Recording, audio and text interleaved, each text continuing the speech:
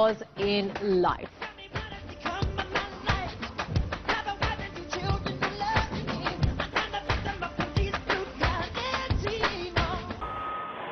Much of his life was spent in the public eye, and Michael Jackson's final moments were no different.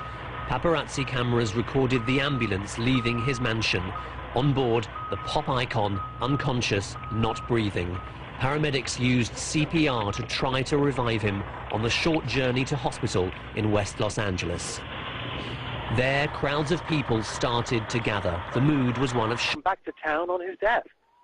Emphasising the commercial nature of Michael Jackson's life, with T-shirts already printed up and being sold. Oh, absolutely, yes. I'd see some more coming now.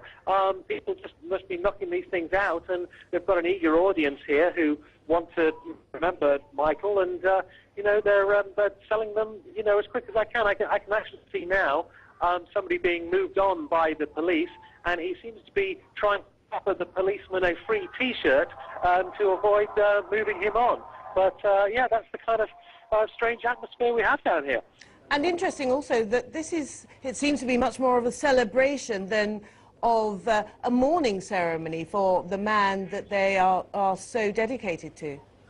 It is like a giant party, and as your previous correspondent mentioned, we are on a university campus here. It's where the hospital is located, and you know, mingling with these devoted Michael Jackson fans are a bunch of students who, you know, just seem to be getting merrier and more animated the longer the night goes on.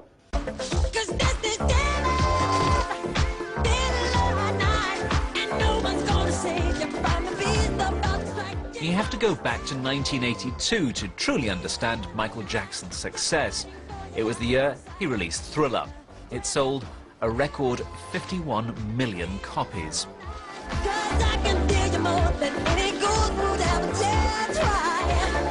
7 of its tracks went to #1, another record. He'd come a long way in Robin. He rocks in the treetop all day long, hopping around and singing his song. After the band on James Street, round and round and go tweet, tweet, tweet. He'd begun performing with his brothers when he was just 5 years old. They'd been brought up in the steel town of Gary, Indiana.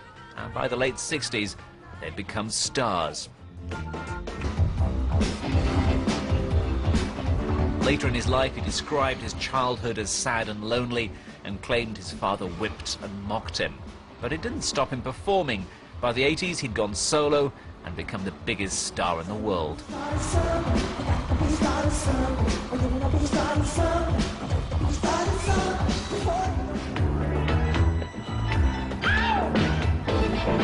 It was dance music with rock guitars, black music that white America was happy to listen to. And while he continued to sell millions, this was his peak both creatively and commercially. He even managed to outbid Paul McCartney when he bought the publishing rights to thousands of songs, including many by the Beatles. But increasingly, it was the man more than the music that interested people. Some of it might simply have been showmanship, such as his close attachment to a chimpanzee called Bubbles, and rumours that he slept in a hyperbaric chamber. But his appearance suggested something deeper. His face changed shape and colour. Some of it he put down to a skin condition, and he admitted to 2 facial operations. Others suspect there were many more. And then there was his domestic life. He married the daughter of Elvis, Lisa Marie Presley. 19 months later, they divorced. His first 2 children, Prince Michael and Paris Michael, came after his marriage to Debbie Rowe, a nurse who was said to be helping him with his skin condition. And a 3rd child, Prince Michael II, appeared several years later. He may have been prepared to dangle the baby out of a hotel window. He was rather more reluctant to say who the mother is. Of course, throughout all this, he did continue to release records, but critically and commercially, he'd passed his peak. But it didn't stop him spending more and more money on the videos and recordings. Indeed, he became more famous for spending money than for making it. He'd become an odd-looking, middle-aged man whose favourite pastimes were water balloon fights and climbing trees. It was a world of celebrity friends, adoring fans, and endless legal battles. The child star without a childhood had become an adult rebelling against adulthood.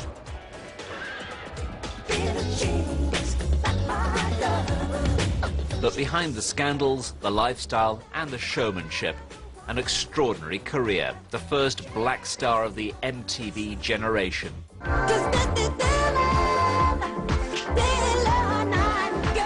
$250 million albums, the most successful artist of the last 30 years. The mood there, some people celebrating Michael Jackson's life and, of course, his amazing musical legacy, others mourning his passing.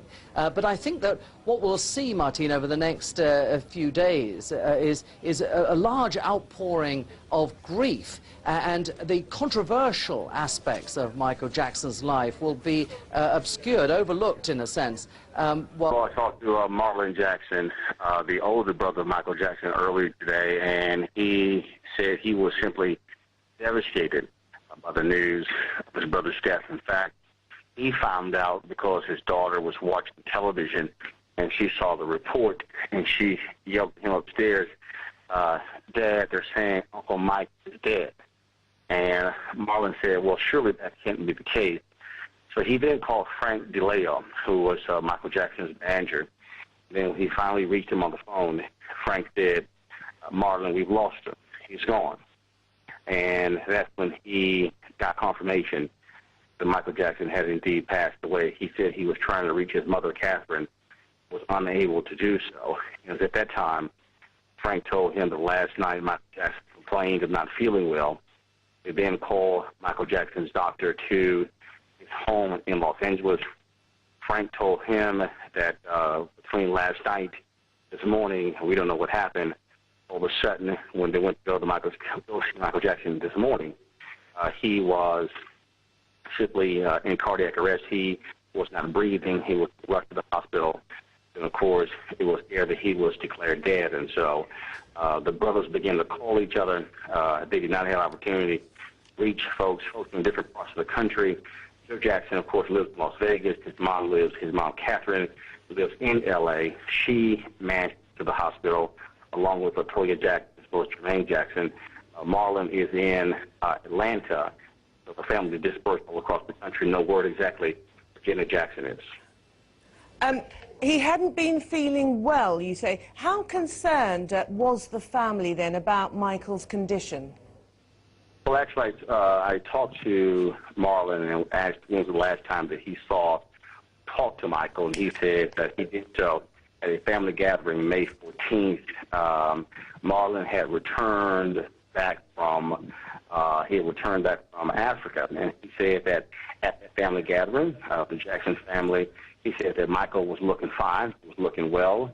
Of course, at the time, all over the summer, we heard reports the spring as well that Michael Jackson, he was in a wheelchair and he was extremely ill.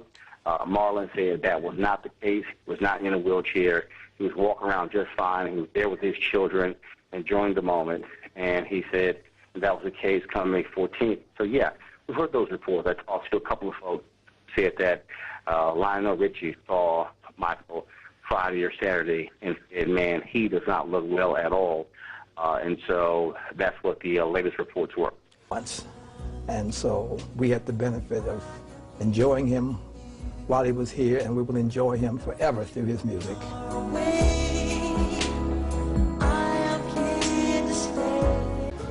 His face changed shape and color. Some of it he put down to a skin condition, and he admitted to 2 facial operations. Others suspect there were many more. Of course, throughout it, he continued to release records, but he'd passed his peak. His appearance was more than odd, and his friends questioned his eccentricities, but also